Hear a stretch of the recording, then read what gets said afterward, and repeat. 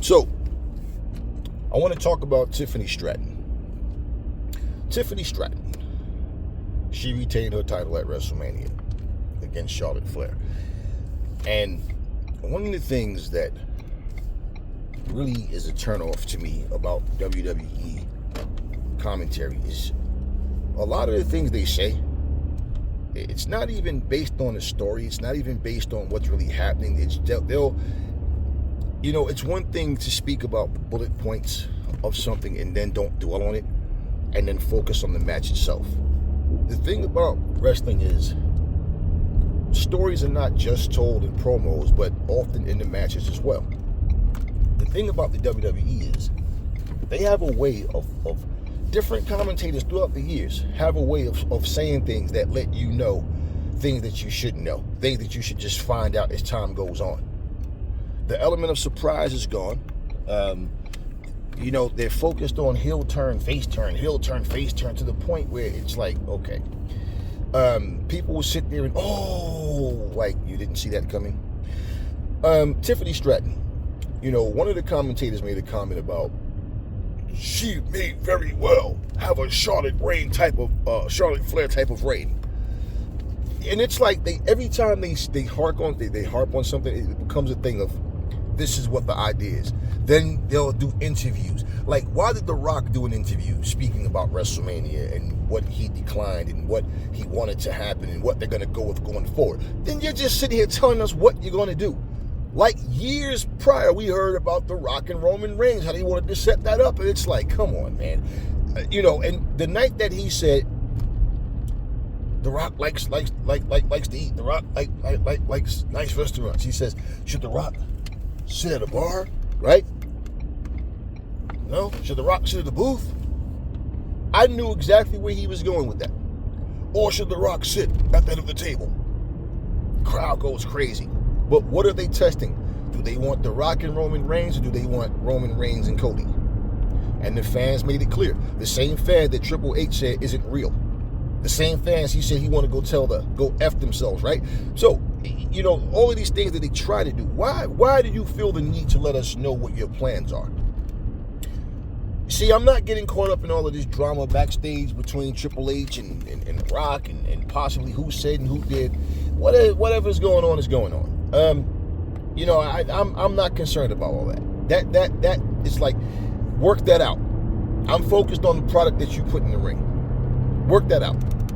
Every time someone leaves a company, people want to make it so dramatic. When someone comes to a company, they want to overblow it. When things happen, whether it's writers, whether it's wrestlers, whether it's ring announcers, whoever it is, people always want to draw their own conclusions, and they'll just say things, and the listener is thinking that this stuff is true. Like, where'd you get this from? They didn't get it from anywhere. They made it up. They're assuming it, and it's cool to say, could it be or what if? But when your thumbnails are telling people shocking, Triple H released from the company or something stupid like that, and then you make a video saying, could it be that they're about to let Triple H go? Like, man, come on, stop it, man. There's a difference between lifting your voice to speak because you want to bring awareness to situations and hope that there's a change for the better, versus I'm speaking out of hatred because I just want to see a company go out of business. I want to see people suffer. I want to see people go through it in life, because pretty much that's what you get. Tiffany Straton, she's had matches that I've enjoyed, but she's streaky. It may be a situation with her where she meshed better with certain styles versus just in general. Like, certain wrestlers can put a good match on with anybody, pretty much. Everybody can't do that. I don't know if Tiffany Straton just doesn't have presence to me.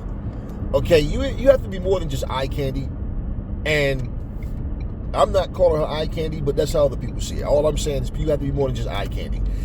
The match with Charlotte Flair, man, it's like Charlotte really, it was a slow-paced match. Charlotte dominated. She pretty much carried the match. And, Tiffany, I don't understand what the WWE, what it is with this slow-paced match nonsense. Certain things have to change for the better. And one thing that we know about life, something that works right now might not work 5 years from now. Might not work fucking a year from now. That's just the way things go. It just seemed like it was just yesterday when Rihanna was on top of the world musically, right? You know, it's like, so can you come out 10 years later with the same style and it work for you? Probably not. Different generations of people come up, like a 10-year-old that don't watch wrestling right now might be watching wrestling by the time he's 15.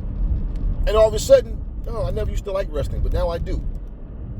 A kid that's, watching wrestling right now might start watching by the time he's 15. Like, things happen. So you're not going to be able to satisfy everybody. The problem with WWE is they become too commercialized, and they're trying to attract rich people. They're trying to get to that. They're treating you like, who the hell is going to pay $9,000 to $10,000 for a damn ticket in their right mind? Who? And then pretend that you like the show because you wasted your money and you don't want to admit it. But at the end of the day, I'm looking at Tiffany Straton and I don't understand her. Like, her character is just a little bougie, snobby brat. When I said she's like a real life little snobby Barbie doll, oh, but Tiffany Straton, blah, blah, blah. What did she come out? What was her entrance at WrestleMania? She came out of a Barbie house. So, it's like I said, some people, especially WWE diehards, you guys are not qualified to talk about professional wrestling.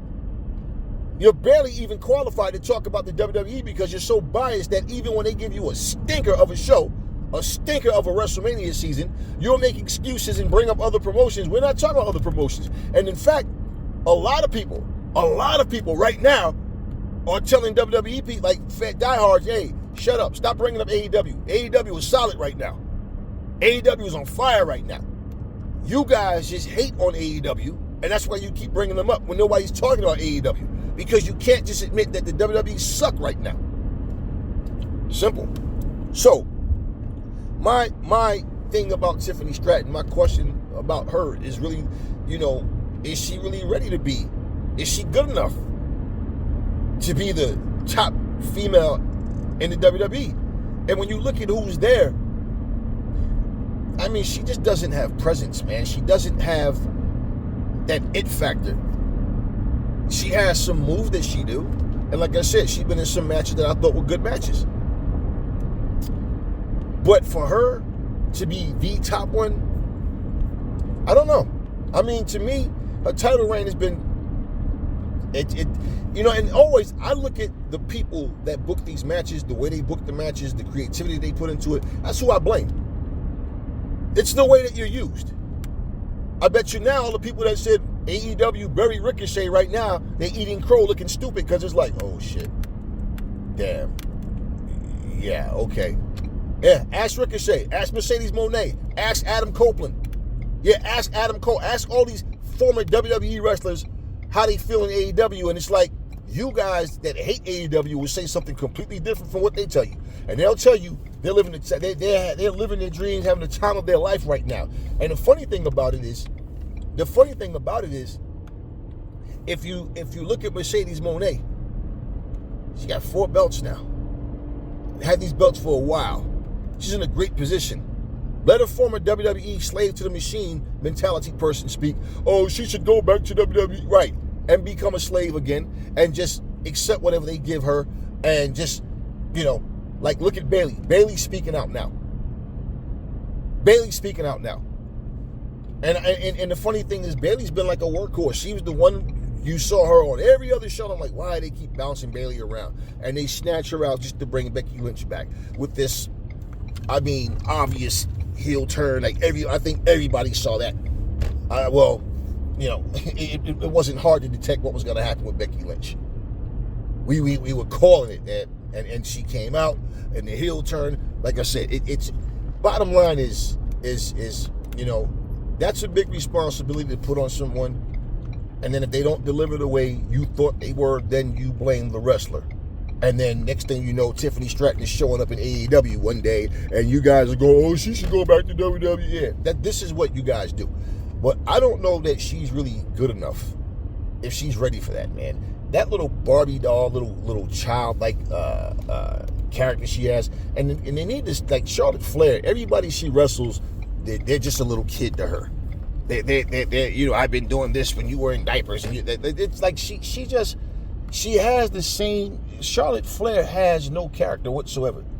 She just basically talks. She says things, it's like she's saying the same promo every time she wrestles someone.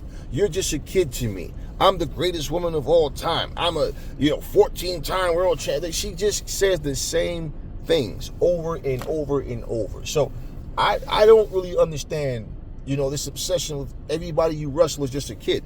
And then even during the match, one of the commentators go, "Oh, she's only been wrestling 5 years or whatever it was, or 6 or whatever, however long she's been wrestling. This is your world champion. We're not talking about some up-and-comer fighting for the title. This is your world champion. And you're talking about her as if you're not sure that she's ready. Then you end up saying, she may very well have a Charlotte Flair type reign." Like, wow. Anyway, talk to me in the comment section, y'all. What do y'all think about Tiffany Straton? Do y'all see or think she's one of those? And do y'all want to see another 14-time champion? Do y'all want to see another 17-time champion? That's all I got for y'all now. Catch y'all on the next video.